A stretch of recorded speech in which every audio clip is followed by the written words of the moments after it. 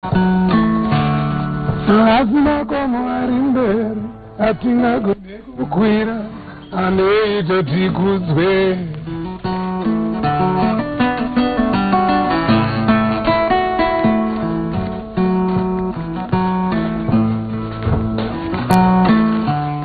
It's not really what we achieve, but what we overcome. Nevineta ukuzwe.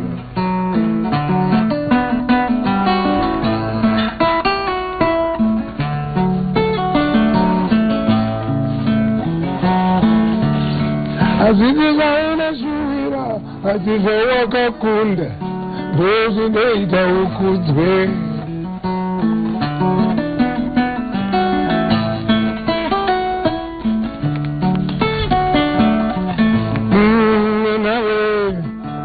Baitiro wako anas, ande kokeru kudzomangwana.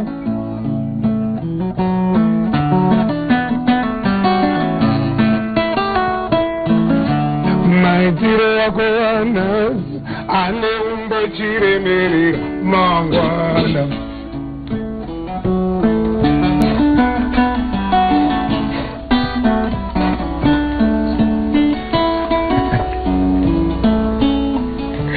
Alright, as you can see, the beautiful music, as it says, musical maestro is in the building. I have to really control myself today because I'm a huge fan of both of them who are here. So I guess because we're gentlemen, Oliver will introduce Susanna first.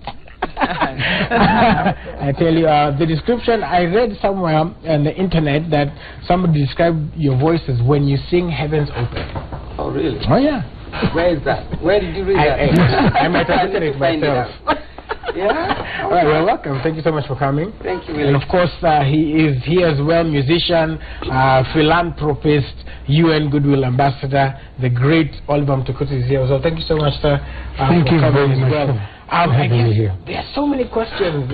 First of all, welcome to Kenya. And you started singing way back, 1977. And first of all, your birthday is almost in just a few days. Yes. So since we won't see you, then happy birthday in advance. Oh, thank you very much. Thank you so much. So you started singing way back in 1977, I think. Yes. Tell us a little bit about your musical journey. Well, it wasn't really an easy road. Like every artist, the road is not an easy one. And you can't take shortcuts. Right. You can't hitchhike. Right. You have to walk every step of it. And it's been very tough. Right. Especially to maintain what you have achieved. To maintain it is not an easy thing. It's not an easy task at all. Right. But today I'm glad to say I have 65 albums to my credit. Wow. Yeah. And so 65 albums, and of course you've learned a lot of lessons across all of them. And you started out in a group, then you know, and now you're here 65 albums later. What would you say is one lesson that you can, you know, you can pick and you carry with you every day that keeps you going from album 1 to 65?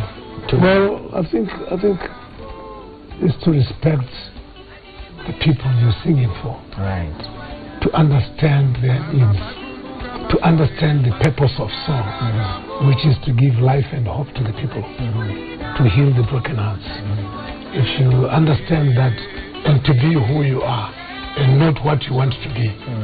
Yes. And also, I mean, people would argue that you are the is it the largest, the greatest export from Zimbabwe. You're a cultural icon as well. You've sung across the world. Do you have any favorite place, any memorable moment, some favorite place that you always go there? Yes, I do have my very favorite place to be is on stage. Where is there on stage anywhere? Yeah, you just being come on stage. That's the best place to be.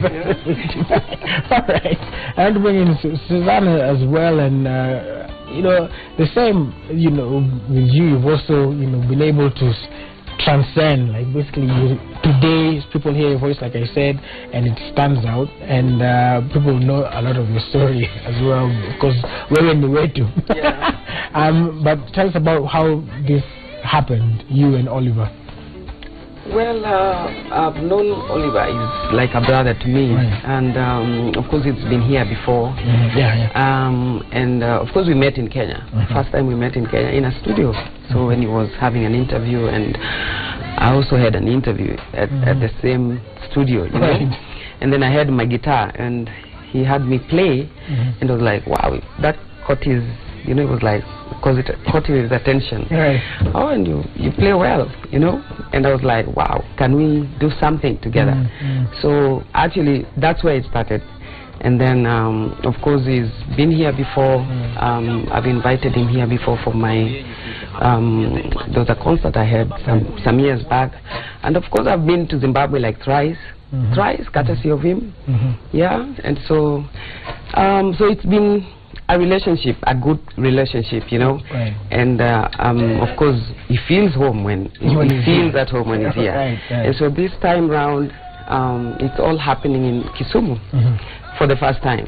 So I want to take him down. This is something we've been talking about. I'm like, oh, you should visit my hometown. I've been to Harare, yes, and I've been to his art center, his hometown where he lives. I'm like, it was the right time, or it's the right time to invite him home, and especially my hometown, just to have a taste of what Kisumu is made of, or what Kisumu people are made of, or what Kisumu is all about. So it's really a great opportunity, and it's going to be, it's a history out there.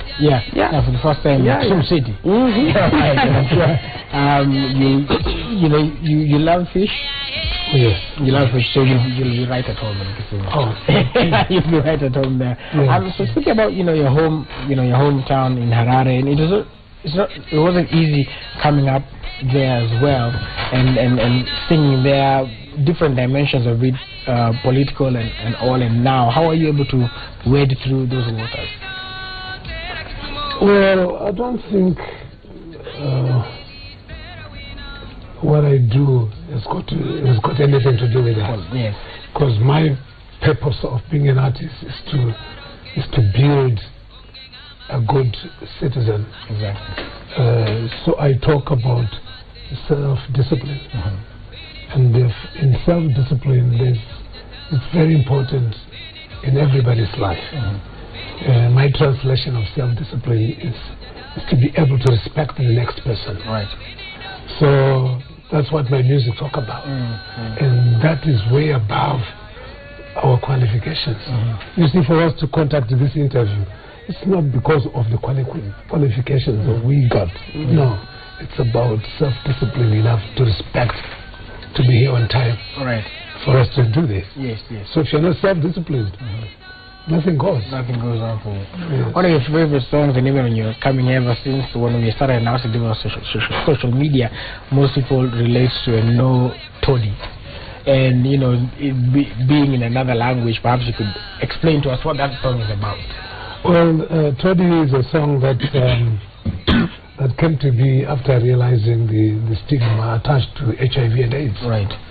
And this song is meant to trigger discussion among his people, because the stigma was so serious that people didn't even want to talk about HIV and so on. And they thought it's witchcraft or something. And they didn't believe that it could be just a disease, just like headache or anything. So that song really, I'm glad that it served its purpose. Because I had the song being quoted in churches, being quoted in sports arena, in political arenas. They were quoting the song, which means it had served its purpose. And that what shall we do when you found out that your pregnant wife is HIV positive? Do you divorce it? Do you run away? What do you do? What shall we do if we have the disease in our homes, at our hands? That's so interesting. And also, again, for Susanna as well, using music to pass across messages, which is a theme in some of your music, even like you're going back to Kisumu, of course, Kisumu dialogue. and the song actually says it all. Just about Kisumu. About Kisumu City. Celebrating the city, Now, what is your personal views about that special tactic? Because, you know, in music, once you're listening to music, you're relaxed, you get the beat, and then you can easily get the message about. So what is your view, you know, using music to pass across certain messages at certain times? Well, I think every song has a purpose. I mean, and if you're a musician, I'm very sure in whatever genre you sing in, every song has a purpose. And if you're in music without a purpose, then I don't think you're in the right career. Right. You see? So for my case, I've used music as a tool to communicate on issues affecting societies, you know. And to me, I always look at that as playing a role to give hope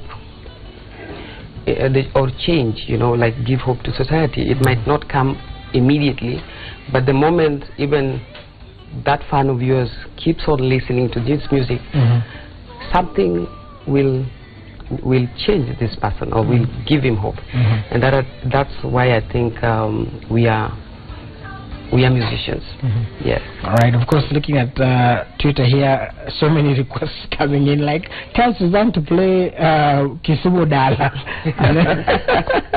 and I guess she has a guitar here, so she's going to do that for us, if you will. And then also someone was asking, his name is Arnold Maliba, says, tell my good friend, I don't know if you know him, Oliver, to play Dagara. I can't pronounce that. How do you pronounce it? Dagara Naka. Dagara Naka. Yes. Okay. What does it mean? Well, it's a song about inheritance. That our traditional law about inheritance is when you die, your brother takes care of your family. Right. But it doesn't say take over the family. Very important. So it's about taking care of the inheritance that is left for you. Not taking over the... Yes. Taking over, not taking over, but taking care of. All right, which is very important, so we can learn a few things from that.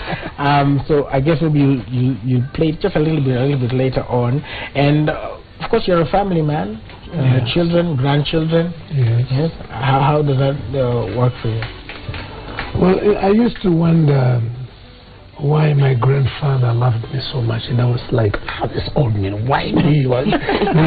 Until I had a grandchild. Right. That's when I understood. Wow. So this is how my Sekuru felt when I was born. This is why he loved me so much. A relationship between a grandfather and a grandson is tighter than your own son. You know, and it feels good to have a grandchild. Right.